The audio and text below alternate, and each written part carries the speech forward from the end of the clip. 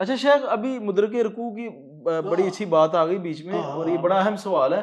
اچھا، اہل حدیثوں میں جو ادھر اختلاف جو ہم نے سنا پایا جاتا ہے، اور جو اشکالات ہمیں بھی رہتے ہیں، ہاں مثال کے طور پہ میں آ کے میں نے ابھی نماز شروع کی ہے، اور سورۃ فاتحہ کے ابھی 2-3 آیات پڑھی ہیں، اور رکوع میں چلا گیا امام، تو اب مجھے ڈر ہے کہ اگر میں نے پوری کی تو وہ تو رکوع تو میرا جاتا رہے گا، تو میرے لیے پھر کیا حکم ہے، مجھے کیا کرنا چاہیے؟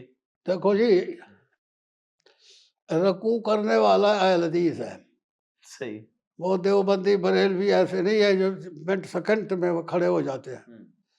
تو اس کو پتہ ہے کہ یہ میں فاتحہ کا کچھ حصہ پڑھ چکا ہوں، باقی کچھ رہتا ہے تو وہ سمیٹے، جلدی جلدی کرے، اچھا، اور پھر وہ رکوع بھی اس کو مل جائے گا۔ اور اگر نہ مل رہا ہو، کئی دفعہ اندازہ ہوتا ہے۔ نہیں، اگر وہ آخر میں گیا ہے، یہ دیکھو رکوع میں نہیں ملنا چاہیے اس کو، فاتحہ کھڑی ہو کر پڑھنے۔ رکوع اس وقت شمار ہوگا جب امام بھی قیام میں ہو بالکل ایسے اور ہی یہ بھی اس کے قیام میں ہو۔ مل جائے گا، مطلب اچھا ہاں، سمجھ لے ایک آیت پڑھ لی اس نے فاتحہ کی قیام میں۔ وہ جلدی جلدی پڑھ لے۔ ہاں، اچھا اگر ٹھیک نہیں پڑھے گا، ہے۔ اگر وہ اس رکعت کو شمار نہیں کرے گا، رکوع میں چلا جائے گا، تو اس نے قرآن کا کچھ حصہ تو پڑھا ہے نا، جی جی، تو ہو سکتا ہے وہ رکعت ہو جائے اللہ کے نزدیک، تو پھر دوبارہ پڑھے گا تو 5 رکعتیں ہو جائیں گی۔ صحیح۔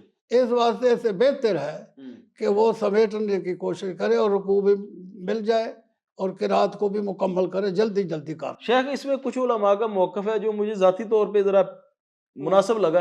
وہ کہتے ہیں جی آپ پڑھ لو، اگر آدھی سے اوپر چلی جائے نا تو رکوع ہو جائے گا آپ کا، مطلب اگر آپ نے آدھی سورۃ فاتحہ پڑھ لی اگر آپ نے، پھر رکوع میں چلے جائیں۔ ہاں تو پھر رکوع میں چلے جائیں۔ تو اور آپ کا ذاتی طور پہ آپ کو کیا بہتر لگتا ہے؟ وہی میں کہتا ہوں نا کہ قرآن کا کچھ حصہ تو پڑھا گیا نا، صحیح ہے، ٹھیک ہے۔